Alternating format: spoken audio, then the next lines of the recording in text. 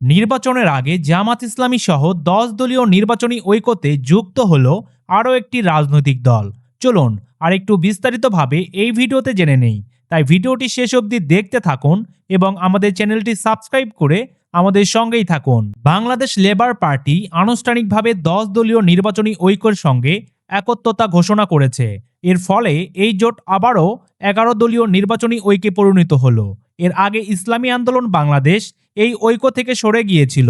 ২৪শে জানুয়ারি শনিবার সন্ধ্যায় রাজধানীর মগবাজারে এক সংবাদ সম্মেলনে এই ঘোষণা দেন জামাত ইসলামীর সহকারী সেক্রেটারি জেনারেল এটিএম মাসুম। তিনি জানান, ১০ দলের কেন্দ্রীয় নেতাদের সঙ্গে আলোচনার মাধ্যমেই বাংলাদেশ লেবার পার্টিকে যুক্ত করা হয়েছে। বাংলাদেশ লেবার পার্টির চেয়ারম্যান মোস্তাফিজুর রহমান ইরান বলেন, এই ঐক্যর সঙ্গে যুক্ত হতে পেরে তারা কৃতজ্ঞ।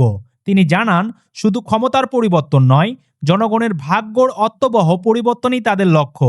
এছাড়াও জামাতের বিরুদ্ধে ওঠা এনআইডি ও বিকাশ নাম্বার সংগ্রহের অভিযোগকে সম্পূর্ণ ভুয়া বলে দাবি করেন এটিএম মাসুম। তিনি বলেন, এসব অপপ্রচারে নির্বাচনী পরিবেশ নষ্ট করার চেষ্টা করা হচ্ছে। বিদেশি সম্পর্ক ও অন্যান্য অভিযোগ প্রসঙ্গে জামাত নেতা বলেন, সব দেশের সঙ্গে সুসম্পর্ক রেখে স্বাধীন ও সার্বভৌম বাংলাদেশ গড়ায় তাদের অবস্থান। ১১ দলীয় এই নির্বাচনী ঐক্য রাজনীতিতে কতটা প্রভাব ফেলবে সেটাই এখন দেখার বিষয়। সম্মানিত ভিউয়ার্স, এই বিষয়ে আপনার যদি কোনো মতামত থাকে তাহলে ভিডিওর নিচে কমেন্ট করে জানাবেন। ভিডিওটি ভালো লাগলে একটি লাইক দিবেন। সবশেষে আবারও বলছি, আপনি যদি আমাদের চ্যানেলে নতুন হয়ে থাকেন তাহলে চ্যানেলটি সাবস্ক্রাইব করে আমাদের সঙ্গেই থাকবেন।